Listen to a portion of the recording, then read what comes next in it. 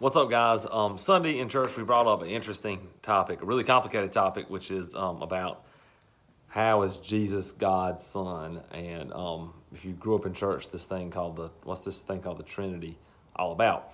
So let me tell you what the Trinity means, just in case you didn't grow up with that, so you're familiar with the idea. The idea is that there's one God, not more than one God, but that God has three distinct persons, maybe is a good way to think of it, as the Father, which is let's stay with the Father. Let's start there. The Son, which we see is Jesus, and his Spirit. So the question a lot of people ask is, like the word Trinity is really emphasized in church, and maybe you grew up in a church that emphasized that a lot, but it's not anywhere in the Bible. And you're absolutely right. The word Trinity is not in the Bible anywhere. But I just want to give you a little background and sort of talk through this just a little bit. I mean, this is like hours worth of talking that could happen here, and even then we wouldn't scratch the surface.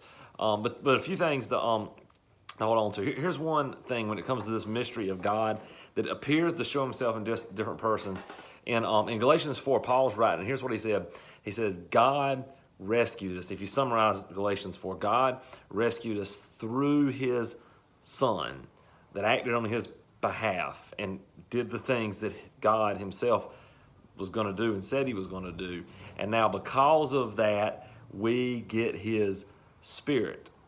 And there's this idea in really all of Scripture that God is at the same time over and above and beyond the Creator. He's not part of creation, but at the same time, while he's over and above and beyond, he's at the very same time, he's with us.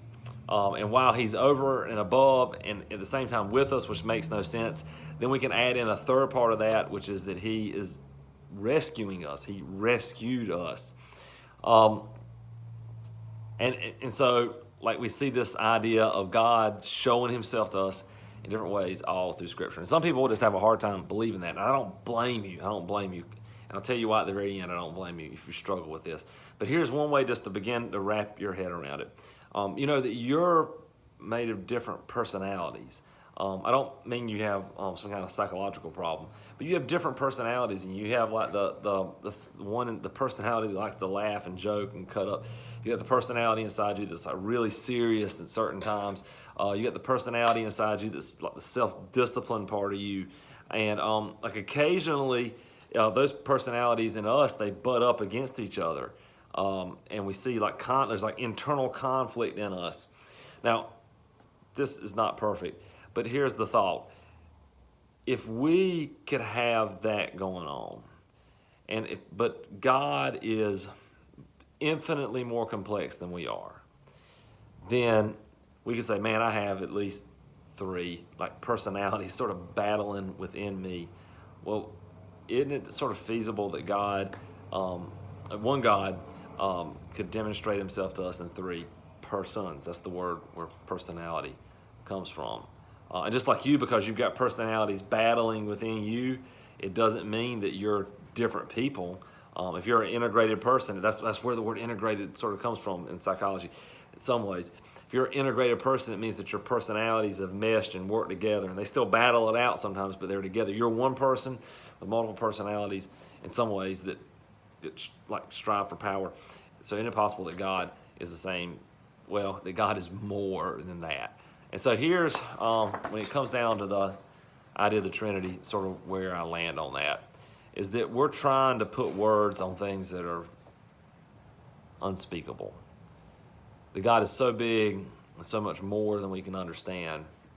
And our ancestors in the church came up with the word Trinity to help wrap our heads around something. And I believe it's true. I believe that the concept of that is true. But we can't possibly understand it all, and we're trying to put language to describe something that's incomprehensible. But here's the bottom line why I am convinced that that's true. It's because I am convinced that Jesus rose from the dead, like historically that it really happened. And Jesus spoke to the Father. Like Jesus believed in God. That's really clear. Jesus believed in God. In fact, Jesus believed in one God, not more than one God. But then at the same time, Jesus did things that only God was supposed to do. And I'm not talking about walking on water and all that kind of stuff. That Jesus, the hope for Israel is that God would come back and live in their midst and would restore them. And Jesus said to them in ways that made sense to them, I am the fulfillment of that. And then he did it. And then he lived among them, and he fulfilled the hope, I believe, of Israel through what he did on the cross. And so Jesus put himself up against the temple. Jesus said, I'm greater than the temple, in essence. And he did things that only God should have done.